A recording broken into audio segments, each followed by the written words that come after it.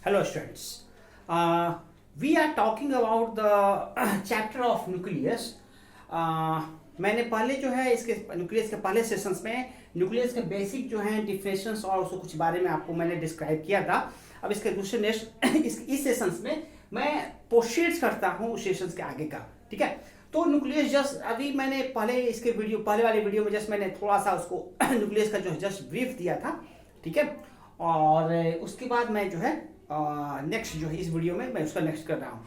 तो मैंने बताया था कि न्यूक्लियस जो है इट इज ए सेंट्रल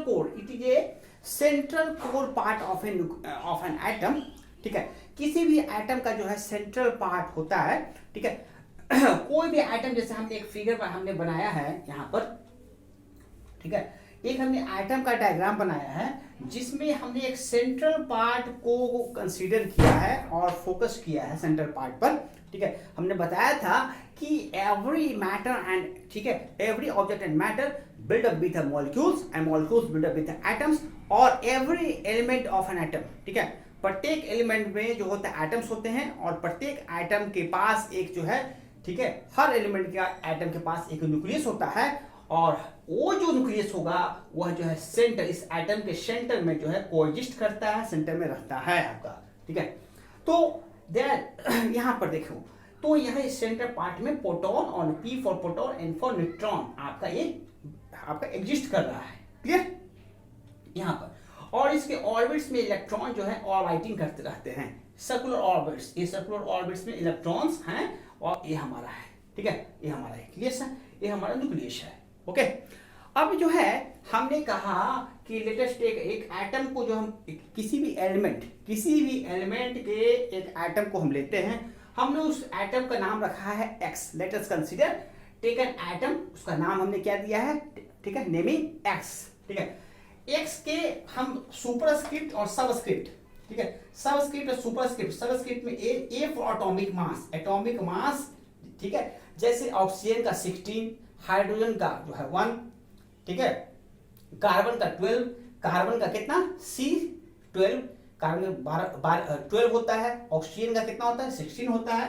ठीक है, नाइट्रोजन का 14 होता है एटॉमिक मास। तो एटॉमिक मास जो है अलग अलग एलिमेंट का अलग अलग होता है।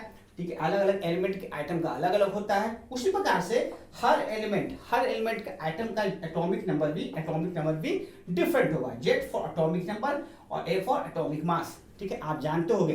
ठीक है, तो हर एलिमेंट का आइटम का Z और A डिफर होता है। ठीक है, हमारे यहाँ पर अब यहाँ पर हम न्यूक्लियस के कंसीडर कर रहे हैं, न्यूक्लियस का डिस्कशन कर रहे हैं। ठीक है, तो हमने बताया कि जो है रदरफोर्ड 1911 में बाई अल्फा रे गोल्ड फॉयल अल्फा रे स्कैटरिंग के थ्रू उन्होंने बताया था कि जो है ये जो है डेंस कोर पॉजिटिव होता है। ठीक है, तो अब जो है ये डेंस जो कोर है इसमें आप देख रहे हो there are a large number of protons. ठीक है, कि बहुत सारे प्रोटॉन्स और कई सारे न्यूट्रॉन्स हैं इस न्यूक्लियस के अंदर में। ठीक है, ओके, तो स्टूडेंट्स इंटरेस्ट लीजिएगा, आई होपिंग। ठीक है, you are taking a lots of interest. ठीक है, बिकॉज न्यूक्लियस चैप्टर्स में आपको electric nuclear binding energy, radioactivity, ठीक है, आपको फिजन फ्यूजन, ये कुछ ऐसे टॉपिक्स हैं जिससे बहुत सारे क्वेश्चंस पूछे जाते हैं बोर्ड्स में और आपको एग्जामिनेशंस IIT और नीट में रेडियो एक्टिविटी से, न्यूक्लियर फ्यूजन से और न्यूक्लियर बाइंडिंग एनर्जी से, मास डिफेक्ट, ये बहुत सारे जो है 4-5 टॉपिक है न्यूक्लियस सेक्टर में। It is very important chapter and also crucial for like other chapters. ठीक है, इसे आपको बोर्ड के मार्क्स के लिए हो या अदर्स जो है कॉम्पिटिटिव एग्जामिनेशन के लिए चैप्टर काफी इंपॉर्टेंट है। तो यहाँ पर ए लार्ज नंबर ऑफ प्रोटॉन्स और न्यूट्रॉन्स जो हैं आपको जो है इस न्यूक्लियस में है। ठीक है, अब यहाँ देखा जाए, you know that P for proton यह पॉजिटिव चार्ज है। क्या होता है, पॉजिटिव चार्ज। और N फॉर न्यूट्रॉन जो है क्या है, न्यूट्रल पार्टिकल है। It is a neutral particle, neutral particle है, P पॉजिटिव चार्ज। ठीक है, और जो चार्ज जो है जो इलेक्ट्रॉन पर रहता है वो निगेटिव। ओके, ठीक है, इसीलिए हम कहते हैं कि जो है पूरा जो है यहाँ पर पूरा होल यहाँ पर जो होल होगा पूरा जो है टोटल जो है न्यूक्लियस, यहाँ पर टोटल पॉजिटिव चार्ज, एटम का टोटल पॉजिटिव चार्ज कहाँ होगा, सिर्फ जो है सिर्फ only exist in the nucleus. तो हम लोग कहते हैं यहाँ पर इस फिगर को देखते हुए, इस फिगर को देखते हुए पूरे आप कहते हैं कि द टोटल यहाँ पर, ठीक है, total positive charge, total positive charge in an atom, ठीक है, एग्जिस्ट इन कोर न्यूक्लियस में, कोर, ठीक है, कोर न्यूक्लियस में। तो हम कहेंगे कि सारा पॉजिटिव चार्ज जो है कोर न्यूक्लियस में एग्जिस्ट करता है। यहाँ पर एक देखो ध्यान से, यहाँ पर P जो है आपका प्रोटॉन है, प्रोटॉन ये आपका पॉजिटिव चार्ज होता है, पॉजिटिव चार्ज कितना प्लस 1.6 इंटू 10⁻19 कूलम, ठीक है, यहाँ पर क्लियर, यहाँ पर है। और उसके अलावा फिर यहाँ देखा जाए, यहाँ पर N जो है, N ये न्यूट्रॉन है, न्यूट्रॉन, इस पर no charge, no charge, neutral है। और E for electron, E for electron negative charge है, नेगेटिव चार्ज है -1.6 इंटू 10⁻19 कूलम। तो हम यहाँ पर एटम के सब एटॉमिक पार्टिकल्स, एटम का सब एटॉमिक पार्टिकल्स, ठीक है, जो न्यूक्लियस के अंदर में, ठीक है, एटम के अंदर में रहता है, और जो मेनली जो है न्यूक्लियस के अंदर में रहने वाले प्रोटॉन न्यूट्रॉन है, ठीक है। तो हमने लिखा है P of proton, positive charge है प्रोटॉन और उसका इतना चार्ज होता है। न्यूट्रॉन जो है N for neutron, no charge neutral particles है, और E for electron negative charge particles का चार्ज इतना होता है, ठीक है। एक मैं जो है पहले सेशन से बताया था। अब देखिए हम यहाँ पर as a atom whole, as a atom की जब हम पूरे बात करेंगे तो पॉजिटिव चार्ज होगा बीच में, यहाँ पर कोर में, न्यूक्लियस में, और नेगेटिव चार्ज होगा इसके आउटसाइड, ठीक है। तो कहते हैं कि the atom is a neutral particle, क्या है, एटम जो होता है न्यूट्रल होता है। तो हम यहाँ कहते हैं यहाँ पर इस जगह पर कि एटम न्यूट्रल होता है, atom always neutral, atom behaves always neutral, behaves always neutral, ठीक है।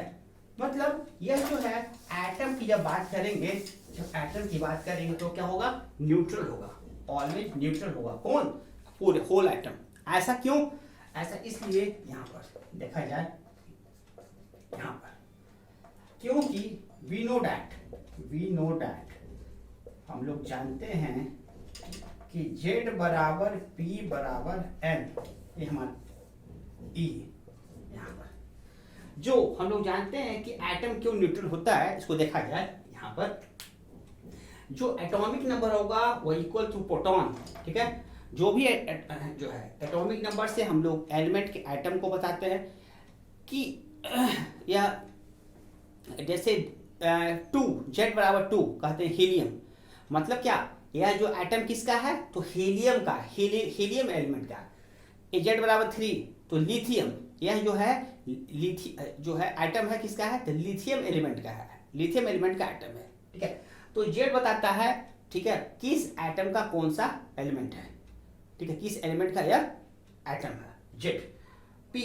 P जो बताता है पॉजिटिव चार्ज को, ठीक है, आपको वह इक्वल होता है, किसी भी एटम में P जो है Z के इक्वल होता है, और E फॉर इलेक्ट्रॉन वह जो है इन दोनों के प्रोटॉन और एटॉमिक नंबर के इक्वल होता है। अब देखा जाए यहाँ पर न्यूट्रल, एटम न्यूट्रल क्यों होगा, ठीक है। तो यहाँ पर देखा जाए कि P पॉजिटिव चार्ज है, P पॉजिटिव चार्ज है और N न्यूट्रल है, इसका कोई चार्ज नहीं है। तो ये टोटल पॉजिटिव चार्ज, ये टोटल पॉजिटिव चार्ज जो है बाहर वाले जो सर्कुलेटिंग इलेक्ट्रॉन्स हैं, बाहर वाले सर्कुलेटिंग इलेक्ट्रॉन्स वो, ठीक है, उसके बराबर होता है। मतलब नेगेटिव चार्ज के पॉजिटिव चार्ज जो है नेगेटिव चार्ज के बराबर होते हैं, ठीक है। तो हियर इन एटम में total positive charge in the nucleus, ठीक है, equal to the negative charge in the circulating orbits, जिसके कारण से ये जो एटम है, एटम बिहेव्स करता है ऑलवेज न्यूट्रल, ठीक है।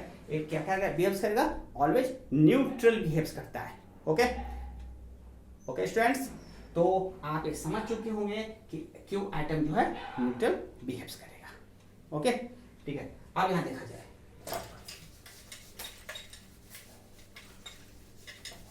यहां पर हम किसी जो है हम लोग यहां पर ये जो न्यूक्लियस का मेन हम लोग को फोकस करना है। तो न्यूक्लियस का जो है साइज क्या होगा आपका, तो साइज ऑफ न्यूक्लियस के बारे में हम लोग को काफी चीज पढ़ना है। जैसे size, terms related to nucleus, यहाँ पर टर्म्स रिलेटेड टू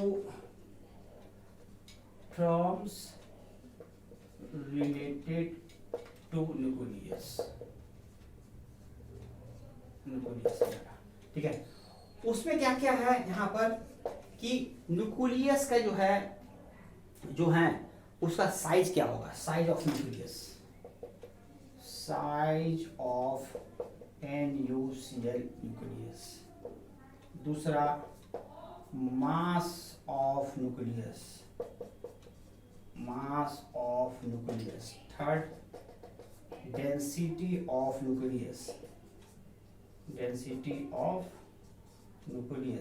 ठीक है। फोर्थ रेडियस ऑफ न्यूक्लियस, तो मेनली मेरा जो चैप्टर था वो न्यूक्लियस पर था, ठीक है।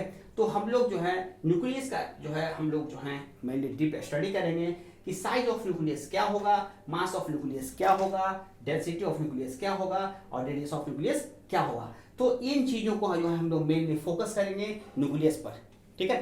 तो वन बाय वन हम लोग इसको जो है डिस्कस करेंगे, one by one size of nucleus को, ये है हमारा, ठीक है। लेकिन उससे पहले कुछ और टर्म्स, ठीक है, हम लोग तो वो टर्म, ठीक है, हमें फोकस करना है न्यूक्लियस पर। तो वो टर्म्स जो है न्यूक्लियस से रिलेटेड हैं उनके बारे में हम लोग डीपली स्टडी करेंगे कि साइज ऑफ न्यूक्लियस क्या होगा, मास ऑफ न्यूक्लियस क्या होगा, डेंसिटी ऑफ न्यूक्लियस क्या होगा, रेडियस ऑफ न्यूक्लियस क्या होगा, ठीक है। नंबर 5 हमारे यहाँ पर जो है, यहाँ पर इस जगह है नंबर 5, यहाँ पर न्यूक्लियर फोर्स, यहाँ पर न्यूक्लियर फोर्स आपका, न्यूक्लियर फोर्स बिटवीन किसी प्रोटॉन एंड न्यूट्रॉन,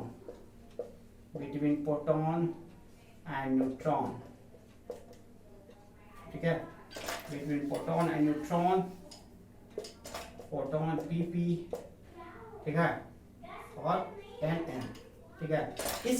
इसका भी जो है हम लोग काफी स्टडी करेंगे, ठीक है, कि एक न्यूक्लियर फोर्स होता है जो PP के बीच में लगता है, PN के बीच में लगता है, NP के बीच में लगता है, NN के बीच में लगता है, उसका भी जो है हम लोग न्यूक्लियस में जो है हम लोग स्टडी करते हैं, ठीक है। अब यहाँ पर आया जाए, यहाँ पर इस जगह पर देखा जाए, इस जगह पर एक चीज हम लोग जानते हैं कि ये जो होता है हमारा, ठीक है, रेडियस, ये जो होता है साइज जो होता है हमारा, यहाँ पर हमारा ये जो है साइज जो है हमारा जो एटम का, वो एटम का इससे बड़ा होता है, ठीक है। साइज जो एटम का होता है वो बड़ा होता है किससे, हमारा इससे, किससे, हमारा न्यूक्लियस से।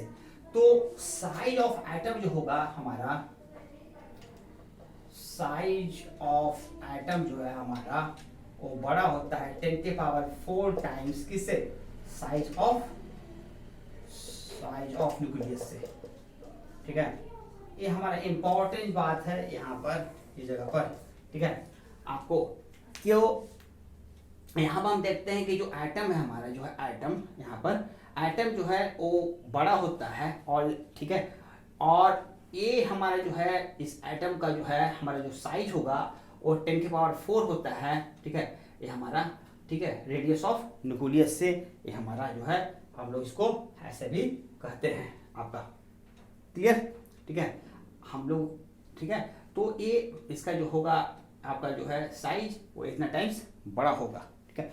अब एक चीज में फोकस करने वाली बात है आपका कि हम ये भी जानते, we know that atom is empty. हमारा रदरफोर्ड के एक्सपेरिमेंट में कहा गया था कि atom is hole, atom as a hole as a empty, ठीक है। जब अल्फा रे स्कैटरिंग एक्सपेरिमेंट पास किया था, अल्फा रे स्कैटरिंग एक्सपेरिमेंट जब पासेस किया था, तो most of the alpha particles ये हमारे क्या थे, वो पास कर गए थे, हमारे पास कर गए थे जब गोल्ड फॉइल, बीच में हमने गोल्ड फॉइल रखा था। तो आपको आप जानते हो रदरफोर्ड का एक्सपेरिमेंट 1911 में 1911